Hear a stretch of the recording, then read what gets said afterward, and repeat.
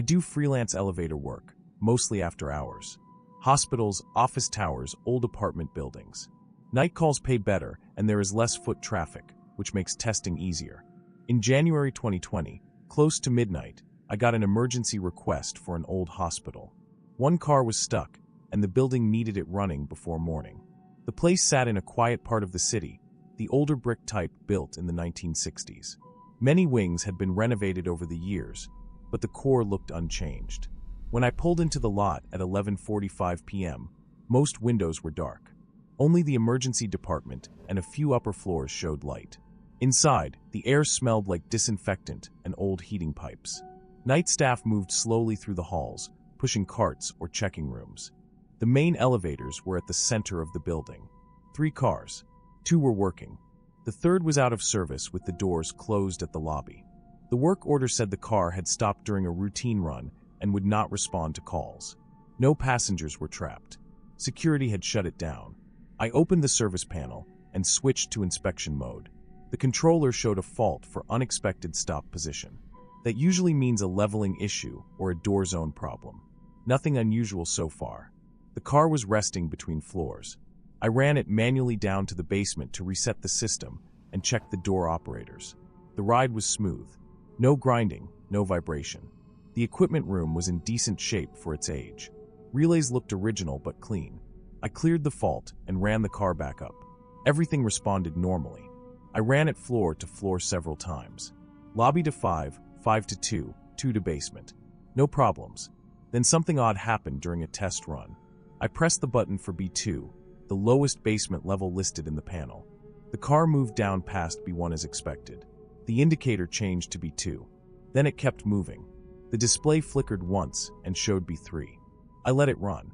Sometimes older systems have unused positions programmed from older layouts. I assumed it would stop at the bottom limit and reset. The car slowed and stopped. The doors opened. The hallway outside was dark. Not dim. Completely dark except for the car light spilling across the floor. I stayed inside and looked out. The floor surface was concrete, unfinished, with dust and marks from equipment wheels. About 10 feet ahead, shapes sat along the wall. Metal frames, old hospital beds, carts stacked together. Everything looked unused and pushed aside. No ceiling lights were on. No exit signs. No sound except the fan in the elevator. I checked the panel again. The indicator still showed B3. I stepped out far enough to look left and right. The corridor ran both directions, long and straight.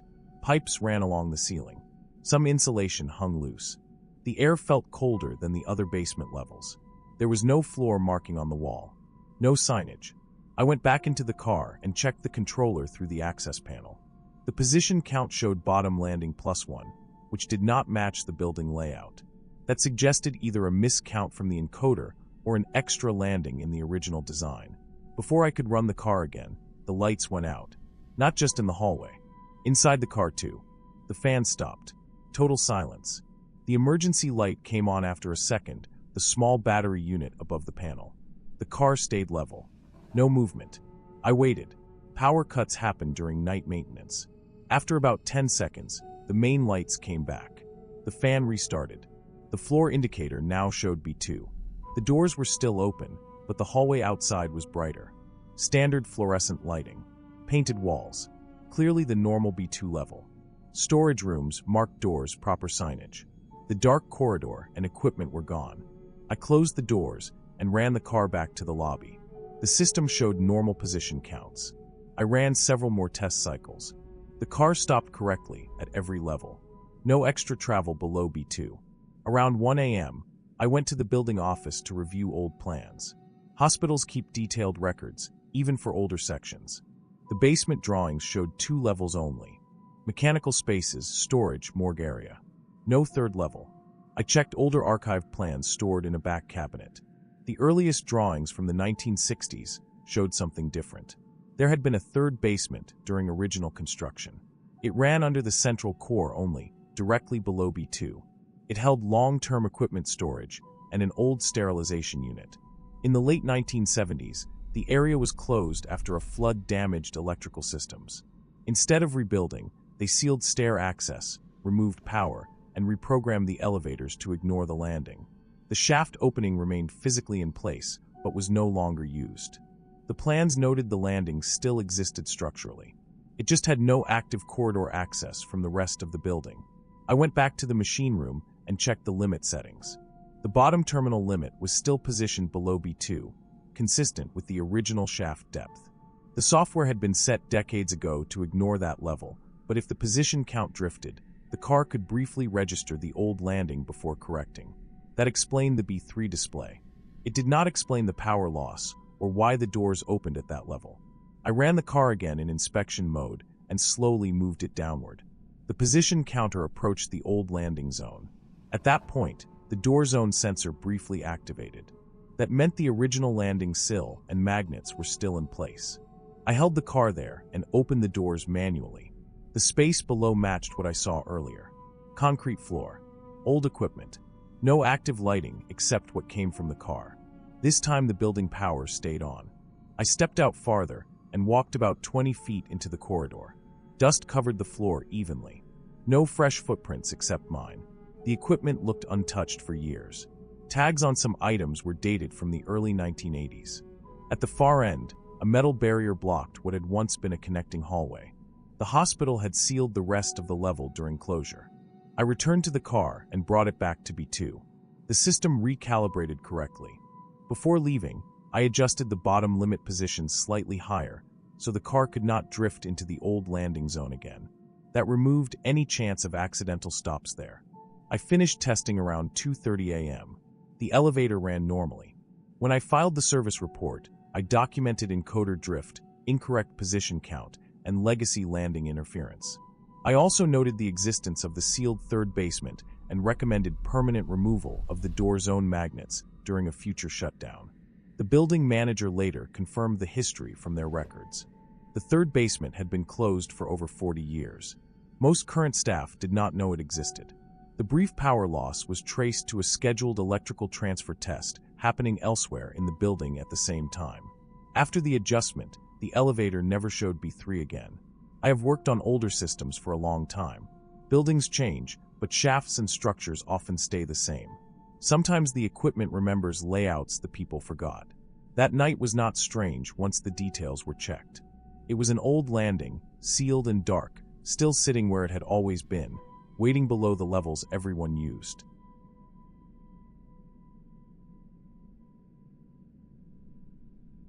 My name is Raj Patel.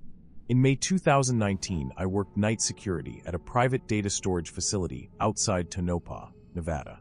The site sat alone in open desert, 15 miles from the nearest highway. The company stored offline servers for corporate archives and legal holds. No internet lines ran to the racks. The purpose of the facility was isolation. No network, no outside access, controlled entry, and detailed logging for everything. The night shift ran from 12:30 a.m. to 5 a.m. Only one guard was assigned. My post was the control room at the center of the building. From there I monitored cameras, access logs, environmental systems, and alarms. The job was quiet. Most nights nothing moved except cooling fans and dust outside the perimeter lights. The building was concrete and steel, one long hallway with 4 secured server units.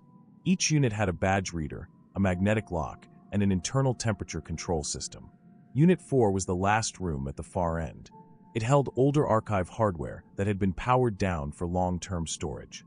According to site documentation, the racks in Unit 4 were disconnected from both power and backup systems.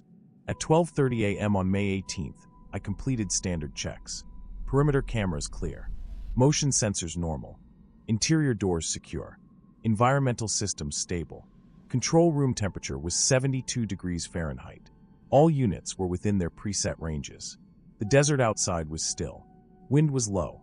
No vehicle lights on the access road. No scheduled maintenance for the shift. At 1:12 a.m. the access system registered a badge entry for Unit 4. The alert tone sounded once. The log showed a valid credential. The door status changed from secure to open. I was seated in the control room at the time. I had not left my chair since the start of the shift. I checked the live camera feed for the Unit 4 hallway. The corridor was empty. No person was present at the door. The door opened outward and remained open for 3 seconds, then closed and locked. I replayed the recording twice. The door handle moved slightly before opening, but no hand or shadow appeared. The badge reader indicator flashed green, as if a card had been presented. I confirmed my own badge was still clipped inside my uniform pocket. I checked the access log again. The credential number matched my ID. At that point, I assumed a system error. The facility software occasionally repeated old events after power fluctuations. I verified that no other doors had triggered. All other units remained secure. At 1:18 a.m., a second alert appeared, this time from environmental monitoring. Unit 4 temperature was falling rapidly. Normal storage temperature for powered-down equipment was 68 degrees Fahrenheit. The reading dropped to 60 degrees Fahrenheit, then 55 degrees Fahrenheit within 2 minutes. There was no reason for a sudden change. Unit 4 had a closed-loop cooling system with fixed settings. I switched the camera feed to the interior of Unit 4. The room lights were off, but the emergency strips allowed a dim view of the racks. No person was visible. No movement inside the room. The temperature reading continued to fall. At 1:23 a.m. it reached 48 degrees Fahrenheit. The system generated a warning, but not a full alarm. I pulled up the equipment power status. Unit 4 showed no active circuits. At 1:27 a.m. the camera image changed. Small indicator lights began appearing on the server racks. One row, then another. The lights were faint at first, then steady. The power status screen still showed the room as disconnected. I checked the facility electrical panel through the remote interface. No breakers had been switched. No generator activity. At 1:31 a.m. the audio monitor for Unit 4 activated. Normally there was no sound in that room. The microphones existed only for maintenance diagnostics. The signal coming through the control room speakers sounded like static. Not loud, but constant. A low shifting noise, uneven, like radio interference. I increased the volume to confirm it was not background from another channel. The noise came only from Unit 4. Within the static, there were irregular patterns. Not words, not clear signals. Just fluctuations in tone and rhythm. At that point, I considered a hardware fault in the monitoring system. The facility had experienced dust-related sensor problems before. Still, the combination of events was unusual. Badge entry under my ID, temperature drop, lights on inactive racks, and audio activity. At 1:40 a.m., I left the control room to physically inspect the hallway. Procedure required visual confirmation if a door event occurred without explanation. The corridor lights were on. No one was present. Unit 4 door was closed and locked. The reader showed a red indicator. I scanned my badge once to check the system. The light turned green. The door opened normally. Cold air came out immediately. The temperature difference was noticeable from the hallway. Inside, the room was significantly colder than the monitor reading suggested. The racks showed active status lights across multiple rows. I checked the power strips along the floor. All main cables were disconnected and labeled. The static sound was audible without the monitor, faint but present. It seemed to come from multiple racks at once, a combined electrical noise. I did not touch any equipment. Contract policy restricted guards from interacting with stored hardware. I exited and secured the door at 1:47 a.m. When I returned to the control room, I reviewed the access log again. A new entry appeared at 1:44 a.m. Badge ID, Raj Patel. Door status, open and close. I had not scanned my badge at that time. The only entry I performed was earlier when I entered for inspection. I checked the camera recording. The door opened briefly at 1:44 a.m. while I was inside the room. No second person was visible. At 2:05 a.m. Unit 4 temperature began rising slowly. By 2:40 a.m. it returned to 68 degrees Fahrenheit. The rack indicator lights shut off one group at a time. The static on the audio monitor faded and stopped. No further door activity occurred. At the end of the shift, I completed a full incident report and flagged the logs for review. Later investigation by the facility operations team found the cause. The building shared an internal low-frequency radio system used for emergency badge overrides and maintenance diagnostics. A contractor working at a communications site 20 miles away had been testing high-power transmission equipment during the same time period.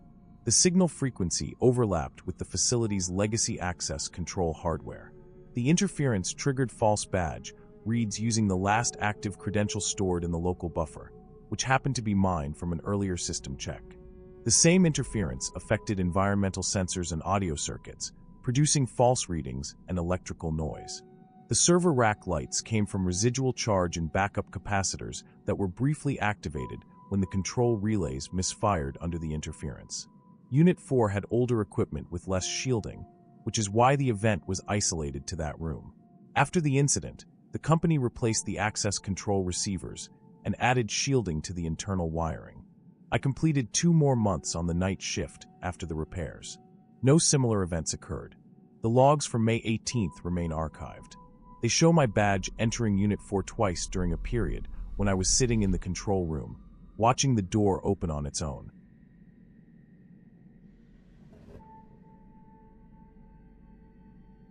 The grain elevator sat alone a mile outside town, a tall gray block rising from flat fields. At night it looked bigger than it did during the day. The lights around the yard were spaced far apart, and everything between them faded into shadow. The air always carried the smell of dust, dry corn, and old metal. I was working the harvest night shift that September, midnight to 4 in the morning. Seasonal work. Extra hands were needed while trucks ran late, and the dryers stayed active around the clock. Most nights I worked alone. The day crew left notes on a clipboard in the control room. My job was to watch the conveyor system, check moisture levels, keep the legs running, and make sure nothing plugged or overheated. The control room sat halfway up the main structure. Windows looked out over the yard and the tops of the bins. Inside, the lights hummed. The monitors showed grain flow rates, temperatures, and motor loads. Most of the time, nothing changed. The work was quiet, steady, and repetitive. That night the wind had dropped after sunset. The air outside was still and warm. Harvest dust hung in it and softened the yard lights. Around midnight the last truck for the shift unloaded and pulled away. After that it was just the machines. I made my first round at 12:30.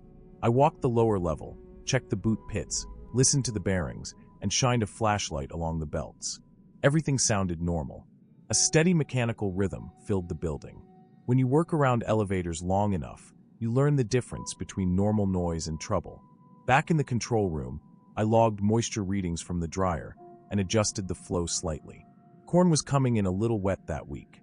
If it stayed too long in the dryer, it could crack. If it moved too fast, it would spoil in storage. Most of the job was keeping that balance. Around 1:15, while I was writing numbers on the sheet, I felt a vibration through the floor. It was different from the usual machine movement. Short, uneven pulses. Metal against metal. I stood still and listened. It came again.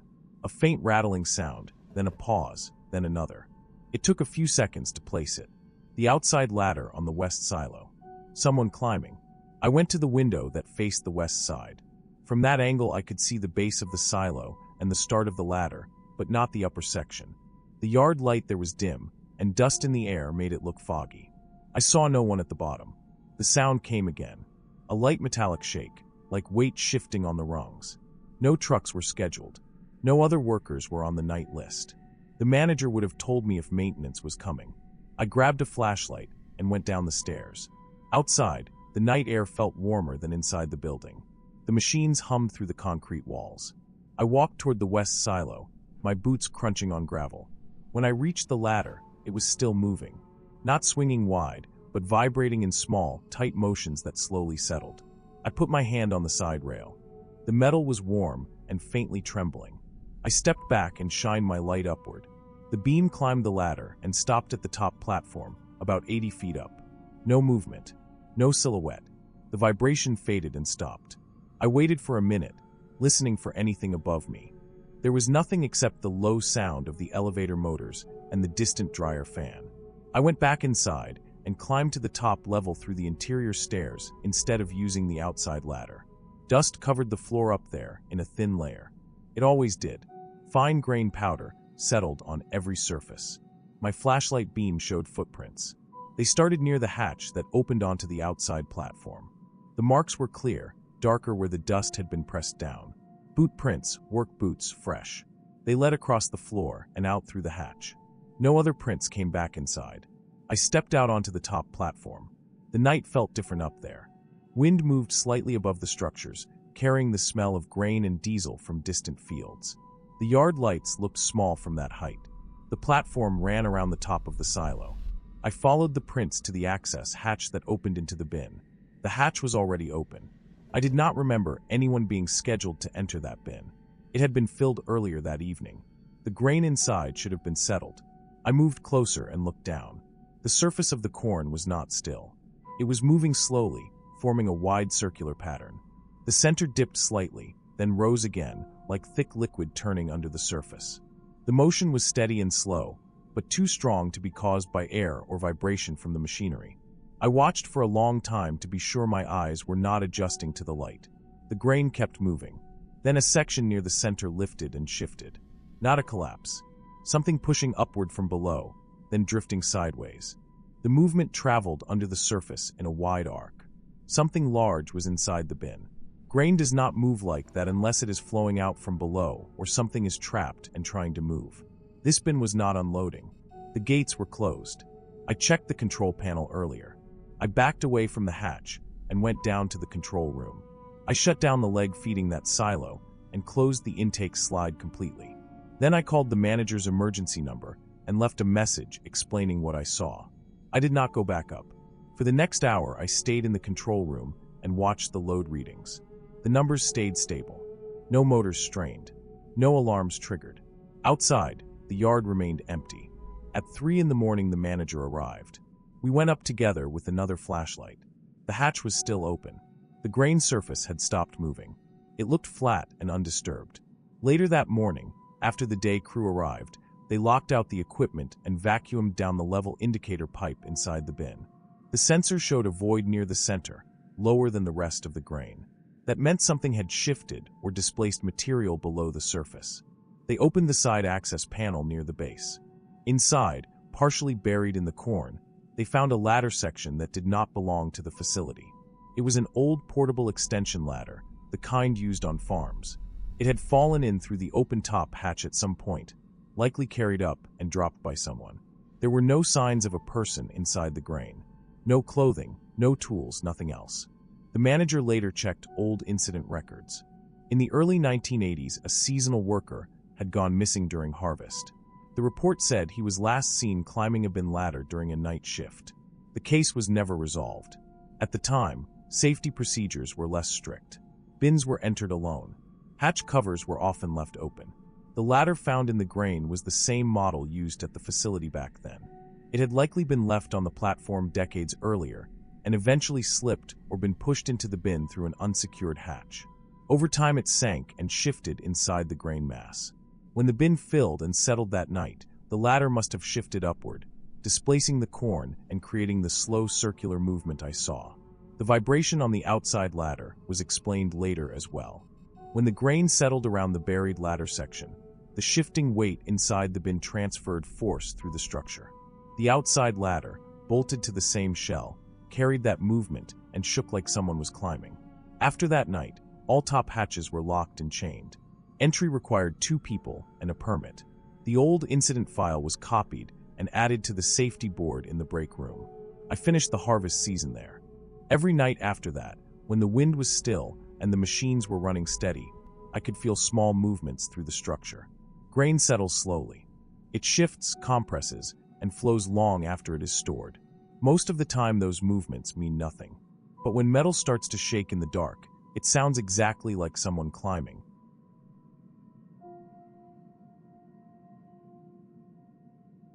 In 2017, I worked the graveyard shift at a customer support center that handled billing and technical issues for several small companies. The building sat in a business park with empty offices around it. During the day, the floor held more than 100 agents. After midnight, it felt like a warehouse full of idle machines. My shift ran from 10 p.m. to 6 a.m. Most people signed off by 1 o'clock. After that, only 5 of us remained. 2 agents sat on the far side handling overnight priority accounts. 1 supervisor stayed in a glass office near the elevators. Another agent worked in training mode with recorded calls. I covered general overflow. The lights were never fully off, but after midnight the system dimmed the rows that were not in use. Long aisles sat in low gray light. The air conditioning stayed cold because of the equipment. Every desk held 2 monitors, a soft phone panel, and a wired headset hanging on a hook. When the floor was quiet, the only sounds came from fans inside the computers and the distant hum of the server room. Around 2:30 a.m., the call volume dropped to almost nothing. I finished a ticket, stretched, and walked to the break area for coffee. On the way back, I noticed a phone ringing somewhere on the floor. That was unusual. The call distribution system routes every incoming call to an active agent. Idle desks should not ring unless someone transferred internally. The sound came from a dark row near the training section. A phone flashed on a desk where no one was logged in. It rang 3 times, then stopped. I checked the screen as I walked past. The display showed an internal extension number instead of an outside line. I assumed someone had misdialed while testing. The training agent sometimes practiced transfers. I went back to my desk and logged into the queue again. A few minutes later, another ring echoed across the floor. This time it came from a different aisle, closer to the windows. It stopped before I reached it. When I checked the display, it showed the same internal extension. The extension format looked familiar. Our internal lines were 4 digits. This one started with a prefix used for the building system, not the call center. I made a note of it on a sticky pad and returned to my seat. At 2:45, my supervisor walked past to refill his water bottle. I mentioned the idle desk calls. He shrugged and said the phone system sometimes glitched during overnight maintenance. The telecom vendor pushed updates at night. He told me to ignore it unless it affected live calls. I went back to clearing old tickets.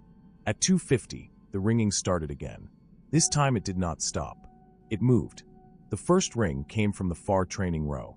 It cut off. Then another desk rang closer to me. Then another, 1 aisle over. Each one flashed the same internal extension. No one was answering because no one was there. I stood up and watched the lights blink across the empty floor. The pattern was not random. It moved 1 desk at a time, like the system was searching for a logged-in agent, but did not recognize where we were sitting. Then it stopped. Silence came back, heavy and flat. I checked the internal directory and searched the extension I had written down. No result. It was not assigned to any user or department. I opened the system status panel. No outages were listed. 5 minutes passed without a call. Then my own line rang. The caller ID showed the same internal extension. I answered using the standard greeting. There was no response. I listened. Breathing came through the headset. Slow and heavy. Not like someone who had just run. It sounded close to the microphone, steady, almost controlled. I checked the call timer. The line was active. I repeated the greeting once more. No change. The breathing continued for about 15 seconds. Then the call disconnected. I logged the incident as a silent internal call and marked it for telecom review. I assumed someone in the building had picked up a maintenance handset and left it off hook. At 3:05, another agent messaged me through internal chat asking if I was hearing random rings. The same thing had happened near her section. She had also received a silent call with breathing. The supervisor contacted building security to check the floors. Our office occupied the 3rd level. The security guard did a walkthrough and reported no one else present. The elevators required badge access after midnight. Entry logs showed no one had come in since 12:40. At 3:20, the pattern started again. Phones rang 1 at a time across empty desks. Each ring lasted exactly 2 cycles. Each display showed the same extension. I walked along the aisle as it happened. The calls followed the row toward my section. It stopped 2 desks away from me. Then my phone rang. The extension displayed again. I answered and listened. The breathing was louder this time. Closer. There was a faint background noise behind it, like air moving through a vent or a fan turning somewhere nearby. I opened the call detail window. The system showed the call originating from a physical port, not a software extension. The port number corresponded to a wiring block in the server room. That meant the call was coming from a device directly connected to the phone system hardware. The breathing continued. After about 10 seconds, a voice came through, low and clear. It said my name once. The call ended immediately. I had never given my name during the call. Our greeting only included the company name. I checked my profile to see if the system announced agent names automatically. It did not. I walked straight to the supervisor's office and showed him the call log. He contacted telecom support and building security again. Security returned to the server room with him. The room was locked and monitored. Inside, the phone system cabinet held dozens of patch lines and maintenance ports. One analog test handset hung on the side, used by technicians to check dial tone. That handset was off the hook. It had been connected to the same port shown in my call record. Security checked the camera footage. At 2:42 a.m., the handset dropped from its hook and swung on the cord. No one entered the room. The door never opened. The telecom technician later explained the rest. The building's HVAC system ran a heavy cycle around 2:40 each night. The server room vent sat directly above the phone cabinet. The airflow had loosened the handset cradle over time. When the pressure changed, the handset slipped just enough to break contact. Once the line went open, the system treated it as an active internal device. Because the handset had no keypad input, the phone system's maintenance mode started scanning for a default routing path. It attempted to connect to the last active agent group. Since only 5 of us were logged in, the system tried each station in sequence. That explained the moving rings. The breathing came from the open microphone on the test handset. The server room ventilation pulled air across it, creating the steady sound. The part that bothered me was the voice. Telecom traced that too. When the system enters maintenance routing, it sometimes plays a stored operator prompt while attempting connection. Years earlier, the company had tested a name announcement feature for internal transfers. The test file still existed in the system memory. It contained a recorded voice reading employee names from the directory. My name happened to be the first entry in the old test batch. When the system reached my line, it triggered the playback. The timing matched exactly. That night, maintenance disabled the analog handset and removed the old audio file. The random calls never happened again. The explanation was complete and documented. Even so, for the rest of my time on the graveyard shift, the quiet hours between 2:40 and 3 o'clock always felt longer than the rest of the night.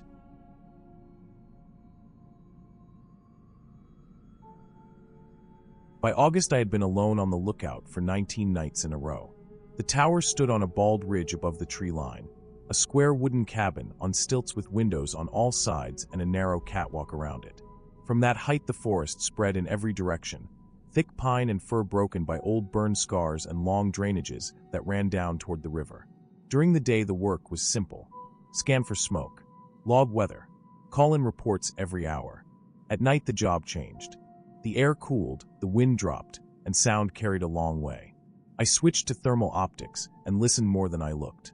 The season had been dry. Lightning storms passed through every few days, and most strikes smoldered for hours before showing. That meant night watch mattered. A small glow at 1 in the morning could turn into a running fire by sunrise. My routine stayed the same every night. Weather readings on the hour, a short radio transmission to dispatch, a scan through binoculars, then a slow sweep with the handheld thermal scope. After that, I wrote the numbers in the log and drank water or coffee, depending on how tired I felt. At 1:30 a.m. on August 18th, the sky was clear and the wind was calm. Temperature 52 degrees. Humidity low. No lightning that night. Visibility was good even without the scope. The moon had not risen yet, so the forest looked like a black ocean with faint texture where ridges caught starlight. I keyed the radio and gave my call sign and weather report. The second voice came back half a second later. It repeated every word I had just said. The first thought was radio echo. It happens when signals bounce between repeaters or terrain. But the timing was wrong. Standard delay runs longer, sometimes a full second or more. This return was tight and close, like someone standing nearby and speaking into another microphone at the same time. I waited for dispatch to answer. They came back normal. No mention of interference. I logged the report and marked the echo as a possible repeater issue. When I keyed up again at 2 o'clock, it happened again. Same delay, same repeat, same tone. The voice sounded like mine, but flatter, stripped of the small changes that come from breathing and movement.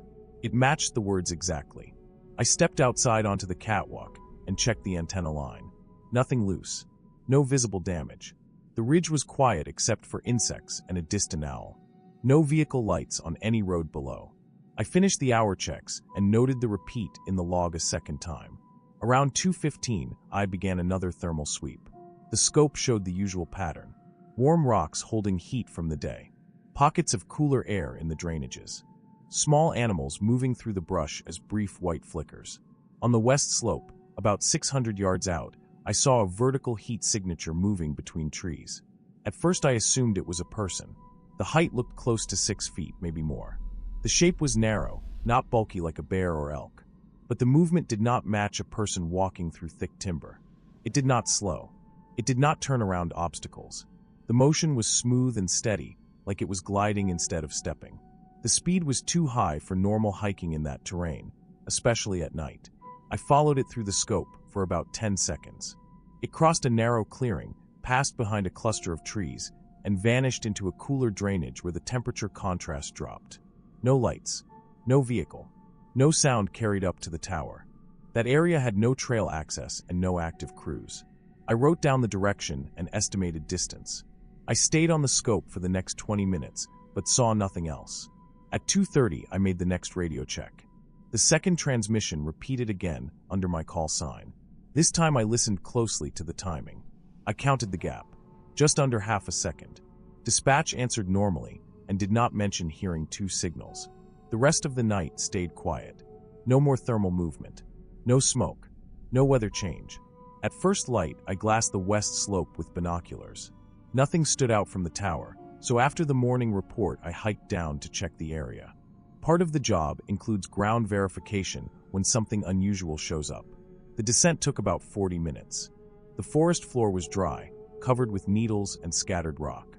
When I reached the clearing I had seen through the scope, I slowed down and began looking for sign. I found tracks within a few minutes. They were not boot prints. Each mark was long and narrow, almost like someone walking on the edge of their foot. The impressions were shallow, but clear enough to measure against my hand. Roughly 14 inches in length and less than 3 inches wide. The spacing between them caught my attention more than the shape. The stride ran close to 6 feet from one print to the next. No drag marks. No stagger. Each impression landed in a straight line, heel to toe. I followed the line for about 80 yards. It crossed the clearing, moved through brush without breaking much vegetation, and then dropped into the same drainage where the thermal image had disappeared. At the bottom the ground turned rocky, and the tracks ended. I checked for other sign. No camp. No trash. No vehicle tracks on the nearest service road. No cut branches or disturbed soil that would suggest equipment or a survey crew. I took photos with my phone and measured the stride again using a tape from my pack. The prints looked human in pattern, but abnormal in proportion. Someone tall and very thin could have made them, but moving through that terrain at speed would have required clear footing and strong light. There had been neither. Back at the tower, I entered the details into the incident notebook and completed the daily weather reports. That afternoon, I contacted dispatch and asked for a check of radio logs. The technician called back later. According to their system, 2 separate transmissions had gone out under my call sign during the night at 1:30, 2 o'clock, and 2:30. Both signals came from the same repeater path. Both carried identical content. The time difference between them averaged half a second. They asked if I had keyed the mic twice each time. I had not. The technician suggested possible feedback from a second unit using my call sign by mistake. They ran an equipment check across active field radios. No duplicate programming showed up. The repeater logs showed 2 origin points, both listed as my tower. That evening, a maintenance crew drove up to inspect the antenna and radio unit. They found no wiring faults, no loose grounds, and no evidence of signal reflection within the system. The equipment tested clean. One of them walked the west slope with me before dark. We found the track line again and followed it as far as the rocks allowed. He did not offer an explanation. His only comment in the notebook was that the stride length exceeded normal walking distance for most people. For the rest of the season, the radio never repeated my transmissions again. No one else reported hearing double signals from that tower before or after. I did not see another moving heat signature in that area. The incident stayed in the file as a radio anomaly with unknown ground activity. At the end of the season, I hiked down for the last time and packed out my gear. Before leaving the ridge, I scanned the west slope one more time with binoculars. From that height, the forest looked calm and empty, the same as it had all summer. The tracks were long gone by then. A light rain in September would have erased them. The radio logs still showed 2 transmissions for each report that night. The maintenance report confirmed no equipment fault. Dispatch closed the case as unexplained interference. I kept copies of the photos and the stride measurements. Working alone teaches you to separate what you imagine from what you record. That night I logged what the radio did, what the scope showed, and what the ground held in the morning. Every detail fit a pattern. There had been a second signal. There had been a moving heat source. And something had crossed that slope in the dark, covering 6 feet at a time without slowing.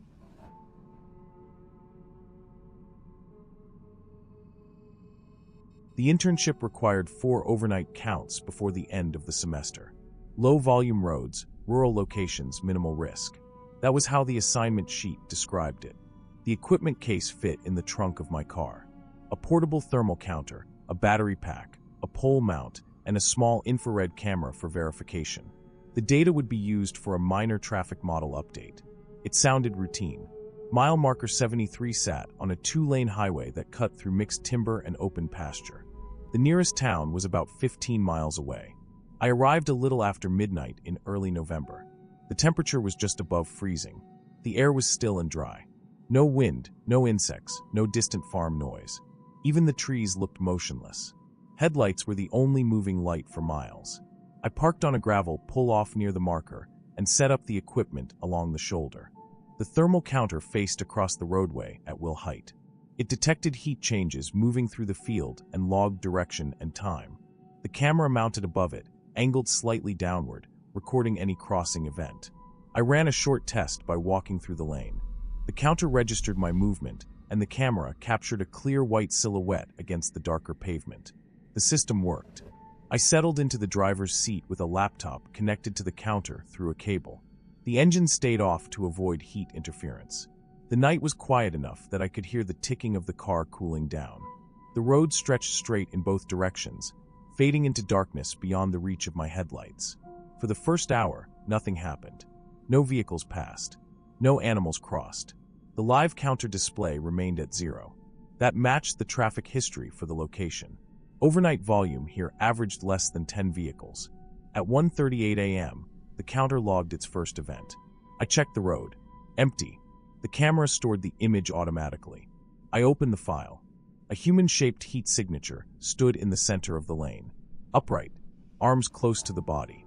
The outline was clear but faint, like a person seen through fog. The time stamp matched the counter entry. I stepped out of the car and scanned the area with a flashlight. The beam showed empty pavement, gravel shoulder, and tree line. No movement. No sound.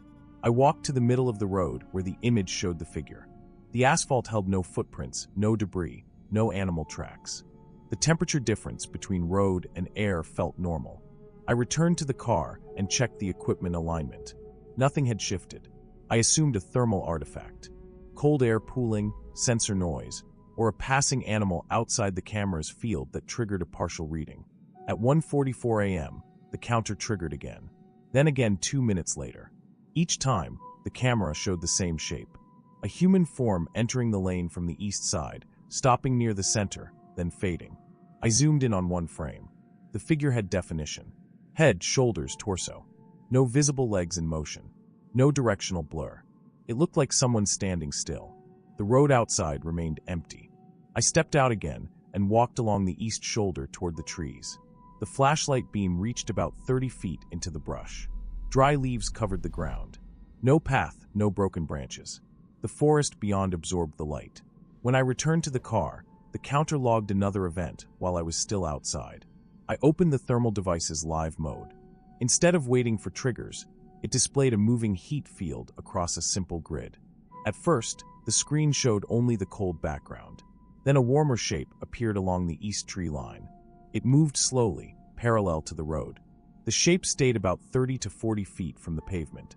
The heat signature was consistent with a large mammal or a person wearing insulating clothing. The motion was smooth and steady. I turned my head toward the same area. The screen shape stopped. I looked back at the display. The heat mass remained fixed in place. After about 10 seconds, it began moving again, still parallel to the road. I stepped out of the car and faced the trees. Nothing moved. No sound of footsteps. No animal noise. The air remained still. When I sat back down, the thermal shape resumed motion. Over the next 20 minutes, the counter logged crossing events every 1 to 2 minutes. Each camera image showed the same human outline standing in the lane. The thermal live view showed the moving heat source tracking along the tree line, stopping whenever I turned my attention toward it. At 2:12 a.m., the heat signature left the trees and moved toward the shoulder. The shape on the screen grew brighter and more defined as it approached the road. I turned on the car headlights. The beams flooded the shoulder and the first row of trees. Gravel, weeds, and bare trunks filled the light. No person stood there. The thermal display showed the heat mass stop about 40 feet from my position. I stepped out slowly and walked toward the shoulder. The counter triggered again while I was moving. I stopped at the edge of the pavement. The headlights lit the area fully. There was nothing visible. No animal, no person, no steam or exhaust plume. The thermal display inside the car still showed the heat shape at that same location. I returned to the driver's seat and shut the door. The shape began moving again along the tree line, heading north. I checked the battery levels, sensor temperature, and calibration logs. Everything remained within normal limits. No overheating, no interference warnings, no signal errors. From 2 to 3 a.m., the counter recorded 53 crossings. Every image showed the same human outline stopping mid-lane. Every thermal observation showed the moving heat mass outside the road, except when it approached the shoulder briefly. No vehicles passed during that entire period. At 3:10 a.m., the heat signature disappeared completely. The live display returned to a uniform background. No further triggers occurred. I stayed until 4 a.m. to complete the required time window. Back at the lab later that day, I reviewed the full dataset. Timestamps were consistent. Sensor performance logs showed stable internal temperature and voltage. No hardware faults were recorded. The camera images showed identical posture across all events. The figure always appeared in the same position relative to the lane centerline. Pixel analysis showed the heat intensity matched a warm body temperature range, not a reflection or environmental gradient. I visited the county records office the following week to verify site conditions. Mile marker 73 sat near a private access path used decades earlier for timber operations. The path no longer connected to any active road. No residences existed within a mile radius.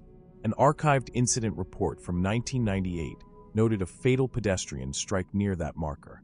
A stranded driver had attempted to cross the highway at night after his vehicle broke down in the woods. No additional details were relevant to my survey. The equipment manufacturer reviewed my data and found no malfunction. Their conclusion stated that repeated triggers from a consistent heat source indicated real thermal movement within detection range. The project supervisor accepted the count but excluded that hour from the traffic model due to anomalous pedestrian activity. I did not request another overnight assignment. The images remain archived in the project folder. Each frame shows an empty road in visible light and a standing human shape in thermal contrast. The timestamps advance normally. The count total remains fixed at 53. I do not rely on unattended thermal readings anymore. Instruments measure heat, not presence. That night showed how easily a clean data stream can record something that exists for the sensor, but not for the eye.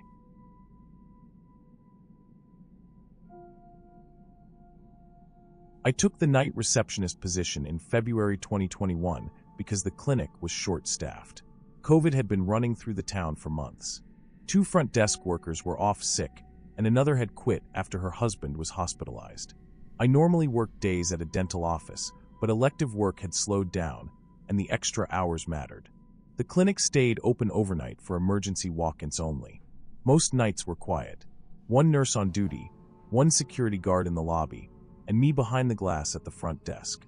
The building sat at the edge of town near a closed grocery store and an empty parking lot that filled with snowdrifts whenever the wind picked up.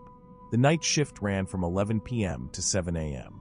By 3 a.m., the building usually felt sealed off from the rest of the world.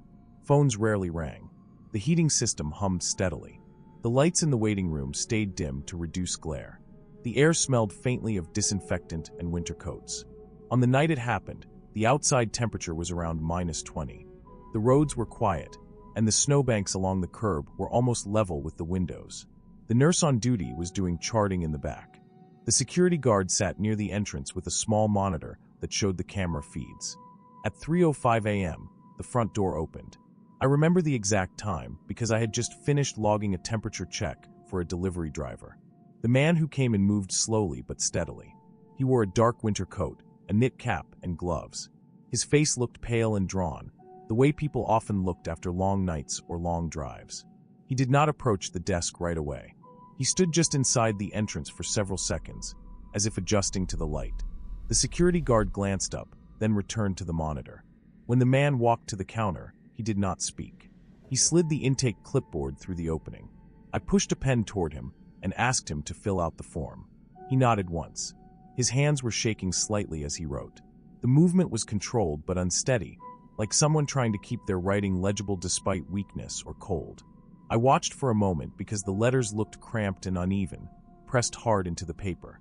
When he finished, he slid the clipboard back. I glanced at the name field. The writing was difficult to read. The letters overlapped, and the last name was almost a line of loops. I entered what I could into the system and marked it for the nurse to confirm. He took a seat in the far corner of the waiting room. After that, he did not move. Most patients shift around, check their phones, or approach the desk again. He sat upright with his hands resting on his knees, facing forward. His coat stayed on. His eyes appeared open but fixed. At first I assumed he was exhausted. The nurse was handling a patient in one of the exam rooms, so the wait time stretched longer than usual. I checked the waiting room every few minutes. Each time, his posture looked exactly the same. At 3:40 a.m., I noticed something that made me look twice. The intake form was still on my desk because I planned to clarify the spelling. The paper felt slightly warm when I picked it up, as if it had just been held. I assumed it was from the heater vent under the counter. I set it aside and continued working. By 4:10 a.m., the nurse finished her patient and asked for the next name. I handed her the clipboard and explained that the writing was hard to read. She walked into the waiting room to call him. A few seconds later, she came back. The chair was empty. I stood up and looked for myself. The seat in the far corner was vacant. No coat, no hat, nothing left behind. The entrance door had not opened. The security guard was still at his station and had not reacted. We checked the washroom and the hallway. No one was inside the building. The security guard rewound the camera footage. The front entrance camera showed the man entering at 3:05 a.m. It showed him walking to the desk, then sitting down. After that, the footage showed the waiting room exactly as we saw it. At no point did he stand up or approach the door. There was no exit recorded on any camera. We checked every angle twice. The security guard assumed a camera delay or a missed frame. He did a manual sweep of the parking lot. There were no footprints leading away from the entrance except older tracks covered by drifting snow. I returned to the desk feeling unsettled, but focused on the paperwork. Patients sometimes left without notice. It happened when symptoms improved or when wait times felt too long. I marked the visit as left before assessment. The intake form was still on the counter. When I picked it up again, the paper felt warm. Not hot, but noticeably warmer than the surrounding stack.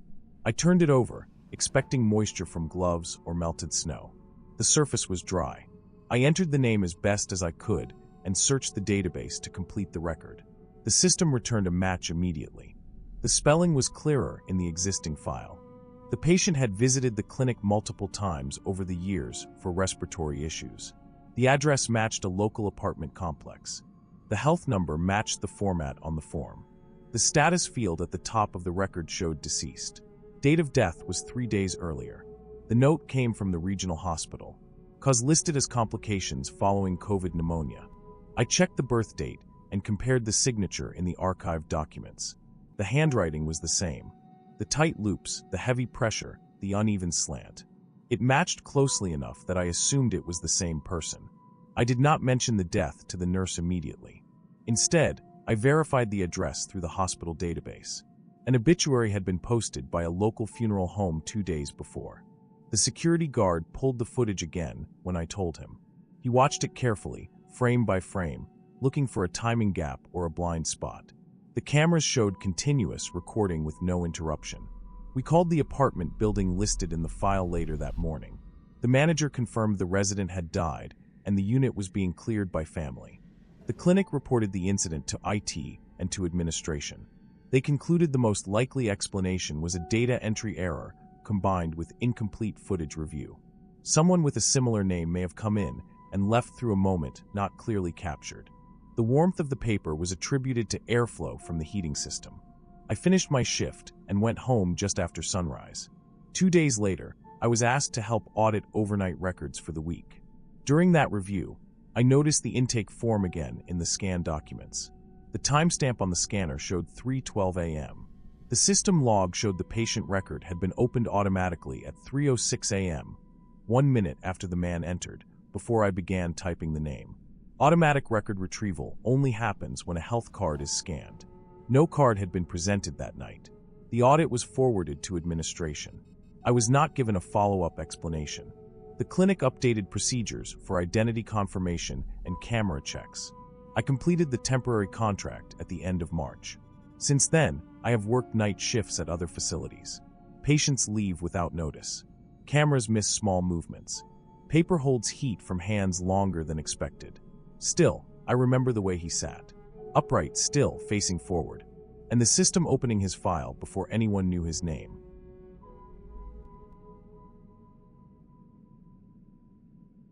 I started the warehouse job 2 weeks after my layoff.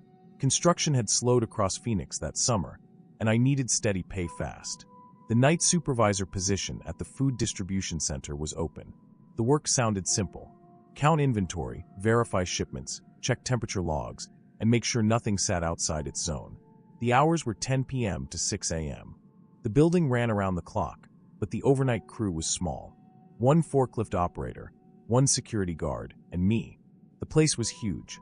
Concrete floors, metal racks stacked for levels high, and long aisles that ran farther than they looked. Each section had its own climate. Dry goods were warm. Produce stayed cool. The deep freezer was a separate area at the back of the building. Freezer A was the coldest space we had, set at -10 degrees Fahrenheit. It held frozen meat and bulk items for large stores. My job required a walk through that section every 2 hours. I wore insulated coveralls, thick gloves, and a face shield. Even then, the cold pushed through after a few minutes. Sound traveled differently inside. The fans hummed non-stop, and everything else felt quiet and heavy. The shift on that night had been slow. No late trucks. No equipment problems. I finished a count in the dairy cooler just before 2 a.m. I was back at the small desk in the office area when the alarm panel beeped. Freezer A, motion detected. I checked the camera feed first. The system showed a fixed view down the center aisle. Nothing moved. No forklift. No person. The racks looked normal, frost on the beams and plastic-wrapped pallets stacked tight. Motion sensors in freezers sometimes tripped from ice buildup. The maintenance log had several notes about it. I cleared the alert and went back to paperwork. 3 minutes later, the alarm went off again. Same sensor. Same camera view. Nothing there. I called maintenance through the internal system and left a message. I logged the repeat alert and pulled on my freezer gear. Even if it was a sensor issue, I had to check the area. The door to freezer A was thick and heavy, with a push bar on the inside and an external release handle. When I opened it, the cold air rolled out and hit my face shield. The sound of the fans grew louder. The air inside looked hazy from fine ice crystals. I stepped onto the rubber mat and moved down the main aisle, counting the rows as I went. At first, everything looked normal. Pallets were where they should be. No open boxes. No sign of a forklift. Then I noticed the floor near the center cross aisle.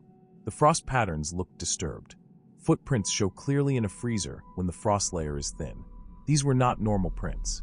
They were too long and narrow. Each mark stretched farther than a boot print would.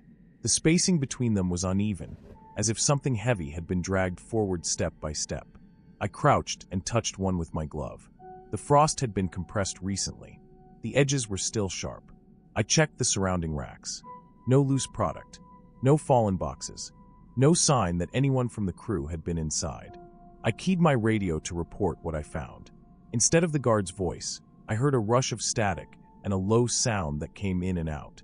It was steady and rhythmic. It took me a second to recognize it as breathing. I released the button and tried again. The same sound came through. I switched channels and repeated the call. Normal response came back that time, clear and calm. I told myself the first transmission had picked up interference from the refrigeration system. I continued the walk. The disturbed frost led toward the far corner near the temperature probe.